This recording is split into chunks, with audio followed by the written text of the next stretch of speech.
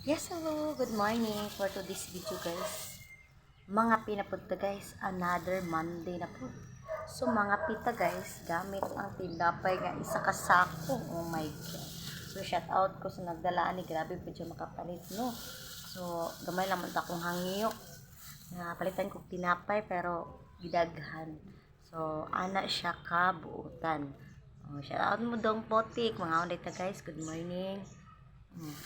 Guys, ang tinapay, ginatuslo, gina siya guys, sa kape nga init. Masarap po guys, ang kape nga, sobra ka init, amo po ng pabugnawon.